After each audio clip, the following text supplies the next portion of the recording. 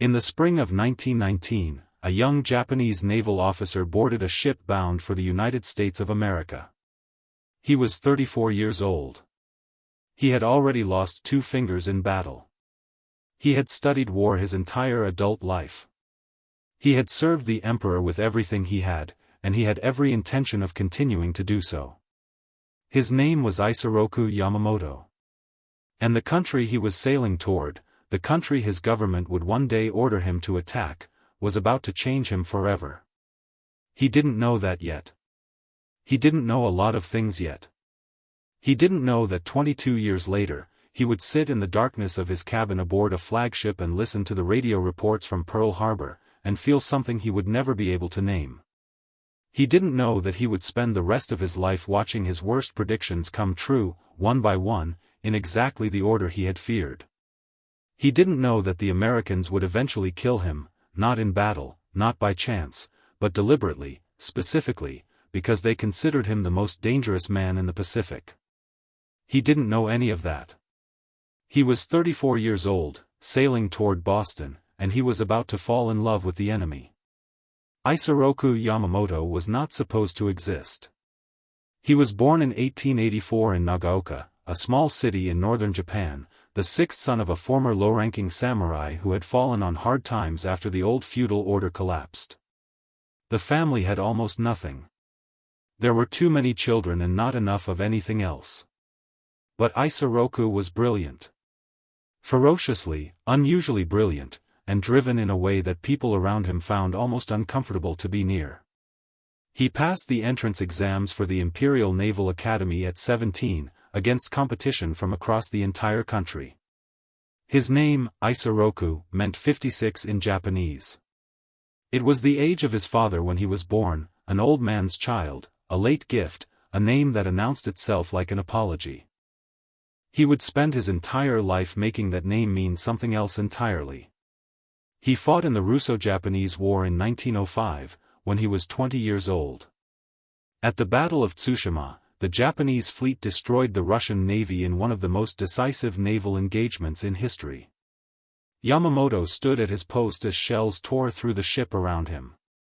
When it was over, he was missing the index and middle fingers of his left hand. He never complained about it. He simply adapted. His geisha friends in Tokyo would later nickname him 80-sen, because a full manicure at the time cost 100 sen, and with only 8 fingers, he only needed 80. He thought this was funny. He was that kind of man. By the time he was in his 30s, he had become one of the most respected young officers in the Imperial Japanese Navy. Disciplined. Precise. Innovative. He had studied gunnery, strategy, and the emerging science of naval aviation with an intensity that set him apart from his peers. And in 1919, his government sent him to Harvard University. Boston in 1919 was a world away from everything Yamamoto had ever known. He arrived with orders to study economics and petroleum resources. Japan was a nation almost entirely dependent on oil imports, and understanding the global energy market was considered strategically vital. He did exactly that. He was thorough, methodical, relentless in his curiosity. But he went much further than his orders required. He traveled. He hitchhiked across the country. He studied American customs, American business practices, American culture with the same intensity he brought to everything else. He visited oil fields in Texas and Mexico. He walked through the industrial centers of the Midwest and watched the scale of American manufacturing with his own eyes. He learned English well enough to negotiate, argue, and joke in it. He played poker, obsessively, skillfully, with the same cold analytical mind he brought to naval strategy. American oil companies, impressed by his knowledge of the petroleum industry, offered him jobs before he left. He took none of them. He was Japanese. He had a duty. He went home. But he carried America with him. What he had seen, what he had genuinely understood in a way that almost none of his colleagues ever would, was the true scale of what the United States represented. Not just militarily. Not just industrially. Something deeper than that. He had seen a country that was still becoming. That was still building. That had not yet reached the limits of what it was capable of. A country whose factories, whose resources, whose people, whose sheer geographic size made the idea of defeating it in a prolonged war not difficult, not challenging, but simply impossible. He knew this. He knew it the way a man knows things that cannot be fully explained, only felt. And he carried that knowledge home to Tokyo, where nobody wanted to hear it. He returned to the United States again from 1926 to 1928, this time as the senior Japanese naval attaché in Washington. He moved in the highest circles of American military and political life. He attended meetings at the Naval War College. He sat across tables from admirals and secretaries of state. He watched how Americans thought about power, about strategy, about war. He sent back detailed reports to Tokyo. The reports were careful, precise, and deeply alarming. American industrial capacity, he wrote, was not something that could be outfought. It could not be overwhelmed in a short campaign. It could not be made irrelevant by speed or surprise. It was simply too large, too adaptable, too deeply rooted in the infrastructure of a continent. The reports were filed. Some were read. None changed anything. Tokyo in the 1930s was not a place that wanted careful analysis of American strength. It was a place consumed by a different kind of momentum, the momentum of expansion, of ideology, of a military establishment that had been seizing power from civilian politicians for years and had no interest in being told that its ambitions had limits. Yamamoto watched this happening with growing dread. He opposed Japan's invasion of China in 1931. He opposed it again when full-scale war with China erupted in 1937. He apologized personally to the American ambassador when a Japanese aircraft bombed the USS Panay, an American gunboat, on the Yangtze River, an act of recklessness that he knew could have consequences Japan was not prepared for. And in 1940, when Japan's military leadership pushed through the Tripartite Pact, the alliance with Nazi Germany and Fascist Italy, Yamamoto fought against it with everything he had. He lost. The extremists had already decided. And in Japan in 1940, men who disagreed too loudly with the militarists had a way of disappearing. Yamamoto began receiving death threats. Serious ones. His colleagues urged him to stay aboard his flagship whenever possible, away from Tokyo, away from the angry young officers who believed his caution was cowardice. He was not a coward. He had bled for Japan before some of those young officers were born. He was simply the only man in a position of real power who understood what was coming. In the summer of 1941, Prime Minister Fumimaro Kono asked Yamamoto directly, if Japan went to war with the United States, what would happen? Yamamoto did not hesitate. If ordered to fight, he said, I shall run wild considerably for the first 6 months or a year. But I have utterly no confidence for the second and third years. This was not pessimism. It was not defeatism. It was the most precise military assessment he was capable of making, delivered to the most powerful man in the Japanese government, in language clear enough that a child could understand it. The Prime Minister heard him. The military ignored him. By autumn of 1941, war was no longer a question of if. It was only a question of when and how. The decision had been made above Yamamoto's head, by men who believed that spiritual strength could overcome industrial power, by men who had never walked through the steel mills of Pennsylvania or watched the assembly lines of Detroit and understood what they meant. Yamamoto faced the worst choice a military commander can face. Lead his men into a war he knew they could not win, or step aside and let someone else lead them to the same defeat, only without the benefit of his skill and experience. He chose to fight. Not because he believed Japan could win. Because he was Japanese, and Japan was going to war whether he led the fleet or not. And if Japan was going to war, then Yamamoto was going to give it every advantage he possibly could. He began planning the attack on Pearl Harbor. The plan was, by any measure, a masterpiece of operational thinking. The American Pacific Fleet, anchored at Pearl Harbor in Hawaii, was the only force in the Pacific capable of challenging Japanese expansion. If it could be destroyed in a single surprise strike, before war was even formally declared, Japan would have the time it needed to seize the oil fields of Southeast Asia and build a defensive perimeter too strong for America to breach. That was the theory. Yamamoto believed it was Japan's only chance. He threatened to resign if the plan was rejected. The High Command accepted it. On December 7, 1941, at 7:55 in the morning, the first Japanese bombs fell on Pearl Harbor. In less than 2 hours, 5 American battleships were sunk or sinking, 3 more were damaged, nearly 200 aircraft were destroyed on the ground, and more than 2,400 Americans were dead. It was the most stunning surprise attack in the history of naval warfare. Yamamoto received the reports from his flagship, the Nagato, anchored in Japan. He listened. He said almost nothing. Because the attack, despite being an extraordinary tactical success, had failed in the single most important way. The American aircraft carriers, the ships that actually mattered, the ships that would determine the outcome of the Pacific War, were not at Pearl Harbor. They were at sea. They had survived. And the oil storage facilities, the repair yards, the infrastructure that would allow the Americans to rebuild, those had survived too. Yamamoto understood immediately what this meant. The blow had been devastating. It had not been decisive.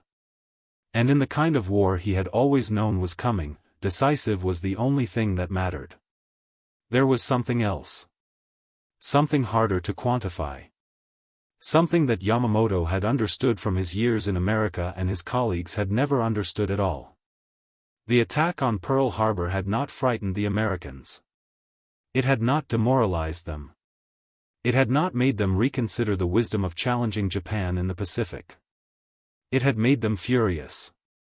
The 6 months that followed were everything Yamamoto had predicted and nothing he had hoped. Japanese forces swept across the Pacific with a speed and ferocity that stunned the world. The Philippines fell. Singapore fell. Wake Island fell. The Dutch East Indies fell. The Imperial Japanese Navy seemed unstoppable, and the men who had dismissed Yamamoto's warnings pointed to the victories as proof that they had been right all along. Yamamoto watched the victories with the eyes of a man counting down. He knew the clock better than anyone. He had said 6 months. Maybe a year. He needed to find a way to end this war in that window, or Japan would lose it. He needed to destroy the American carriers.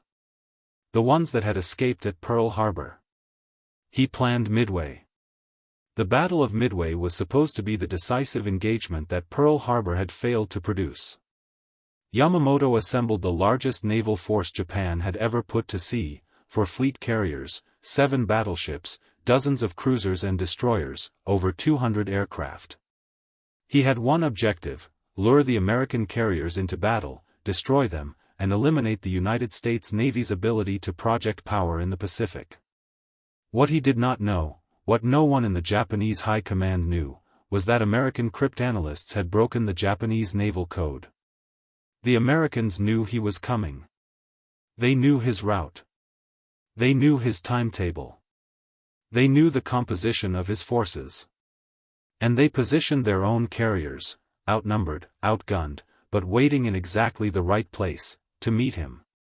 On the morning of June 4, 1942, 6 months and 3 days after Pearl Harbor, American dive bombers found Yamamoto's carrier fleet in the middle of a chaotic moment. Japanese aircraft were being rearmed, the decks were cluttered with fuel lines and ordnance, and the first wave of American torpedo bombers had just been destroyed in a suicidal attack that had nonetheless drawn the Japanese combat air patrol down to sea level. In 5 minutes, 3 Japanese aircraft carriers were ablaze. A 4th followed hours later. All 4 sank. Japan lost 292 aircraft. It lost more than 3,000 men. And it lost something that could not be replaced at any price: the core of its most experienced carrier aviators, men who had trained for years and could not be produced again in months or even years of accelerated training. Yamamoto, watching from his flagship 60 miles away, gave the order to withdraw. The news was kept secret from the Japanese public for weeks. The wounded survivors were quarantined, not allowed to speak to their families or friends. The defeat was too enormous, too shocking, too completely contrary to everything Japan had told itself about this war. Yamamoto went back to his cabin and sat alone. He had said 6 months. It had been 6 months. And his prediction, the one he had delivered to the Prime Minister with quiet precision and absolute certainty, had come true in exactly the way he had feared. The Americans had not been frightened. They had not been stopped. They had, instead, been learning. Adapting. Building. Doing the things that a country with the industrial capacity of the United States does when it is attacked by a country that does not have the industrial capacity of the United States. They were building carriers. Dozens of them. They were training pilots by the thousands.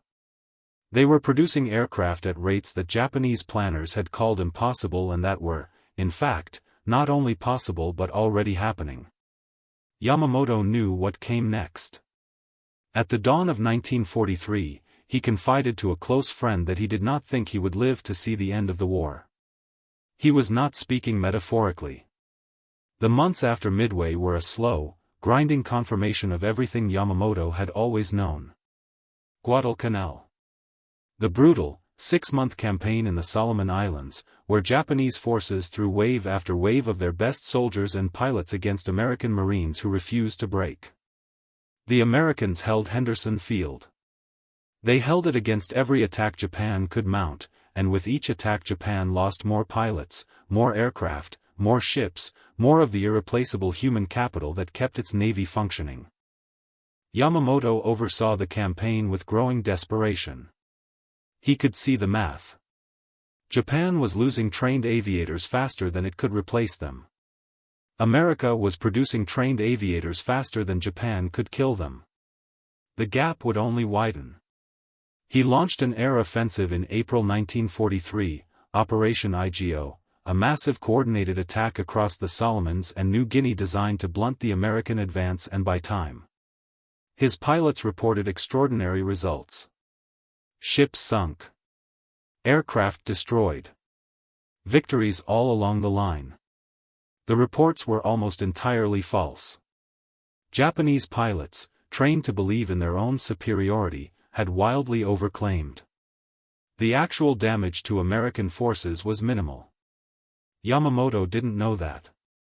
Not yet. What he did know was that his men were exhausted. That the pilots who had survived Midway were being asked to do things that were killing them slowly, mission by mission, not through enemy fire but through accumulated wear and attrition. They needed to know that their commander saw them. That their sacrifices meant something. He decided to go to them. On April 13, 1943, Yamamoto's staff issued an inspection itinerary. He would travel to the forward bases at Balliol and Bougainville on April 18. His transport aircraft would depart Rabaul at 0600. He would arrive at 0800. The schedule was precise, as all of Yamamoto's schedules were. He was famous for his punctuality, the sort of man who considered lateness a moral failure. His staff transmitted the itinerary over the naval radio network. The Americans were listening. Station HYPO, the American code-breaking unit in Hawaii, intercepted and decrypted the message within hours. Admiral Chester Nimitz had Yamamoto's complete schedule. His departure time. His arrival time. His aircraft type. His route. Nimitz understood immediately what he had. He sent the intercept to Washington with a simple question: should they act on it? The answer came back, yes. 16 P-38 Lightning fighters were dispatched from Henderson Field on Guadalcanal on the morning of April 18, 1943. They flew at low altitude to avoid Japanese radar, navigating by compass across 400 miles of open ocean. They arrived at exactly the right place at exactly the right time. Yamamoto's transport bomber emerged from the tree line over Bougainville at 0934. He was, as always, precisely on schedule. The P-38s hit both Japanese aircraft at once. The second transport, carrying Yamamoto's chief of staff, crashed into the sea. The first bomber, Yamamoto's aircraft, was hit multiple times and went down in the jungle near the coast. When Japanese search parties found the wreckage the next morning, Yamamoto was still in his seat, his white-gloved hand resting on the hilt of his sword, his body upright, thrown clear of the burning aircraft. A single bullet had entered near his left shoulder. It had passed through his jaw. He would have died instantly. The Japanese government suppressed the news for 6 weeks. When it was finally announced on May 21, 1943, the Tokyo radio announcer's voice broke while reading the bulletin. He was not acting. Japan went into a state of genuine grief. Not the manufactured grief of state propaganda, genuine, personal grief. Yamamoto was not just an admiral.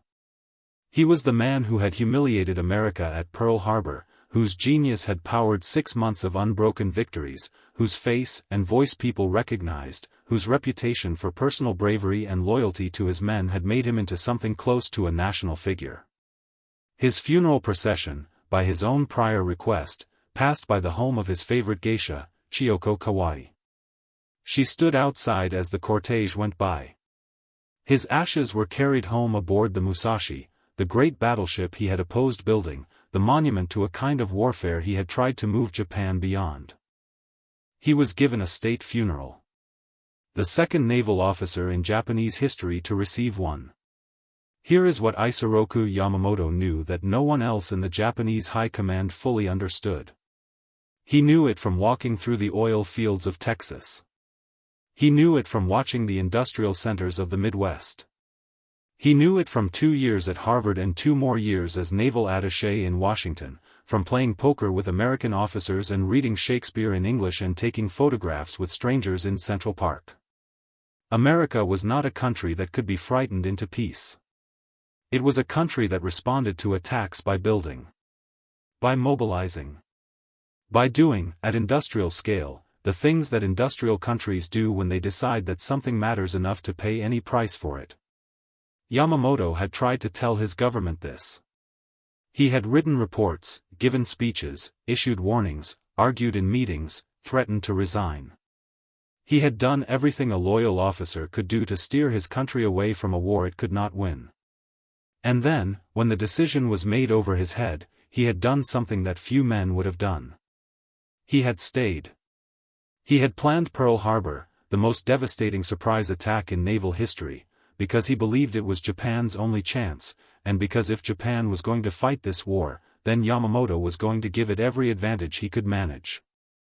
And then he had watched, month by month, his predictions come true. 6 months of victories. Exactly as he had said. And then Midway. And Guadalcanal. And the slow, grinding attrition of pilots and aircraft and ships that Japan could not replace and America could replace twice over. He had known. From the beginning, he had known. There is a small museum in Nagaoka, Yamamoto's hometown in Japan, that preserves his personal effects. In the display cases, visitors can see the things he carried with him across 2 continents and a world war. Well-thumbed volumes of Shakespeare. A leather-bound Bible. Postcards from across the United States. Photographs taken with strangers in New York Central Park. Snapshots with oil workers in Texas. These are not the possessions of a man who hated America. They are the possessions of a man who understood it. Who studied it. Who respected it in the deepest, most serious way, as a competitor studies a competitor, as a strategist studies an opponent, with clear eyes and no illusions and the full weight of genuine knowledge. He was asked, once, whether he thought of America as an enemy. He said, "I have never thought of America as a potential enemy." He meant it. The tragedy of Isoroku Yamamoto is not that he attacked a country he hated. It is that he attacked a country he admired, on the orders of a government he could not stop, in a war he had spent years trying to prevent, fighting with every tool available to him in the full knowledge that none of it would be enough. He was right about everything. He was right that Japan could run wild for 6 months. He was right that after that, there would be no expectation of success. He was right that the American carriers at Pearl Harbor were the key, and that missing them was a failure that could not be recovered from. He was right that Midway would be decisive. He was right that Guadalcanal would bleed Japan white. He was right that American industrial capacity was a force that had no military answer. He was right about all of it. And on the morning of April 18, 1943, when 16 P-38s rose out of the clouds over Bougainville and found his aircraft precisely on schedule, there was something almost inevitable about it. The Americans he had studied. The Americans he had admired. The Americans he had warned his government about for 20 years. They had come for him specifically. They had broken his codes, read his schedule, flown 400 miles across open ocean, and arrived at exactly the right place at exactly the right time. It was, in its own terrible way, exactly the kind of thing he would have done. He would have understood it. The last photograph taken of Yamamoto was on the morning of April 18, 1943, at Rabaul. He is wearing his green dress uniform instead of the white ceremonial uniform typically worn on goodwill visits. No one recorded why he made that choice. At 0600, exactly on schedule, he boarded his aircraft. He was never late.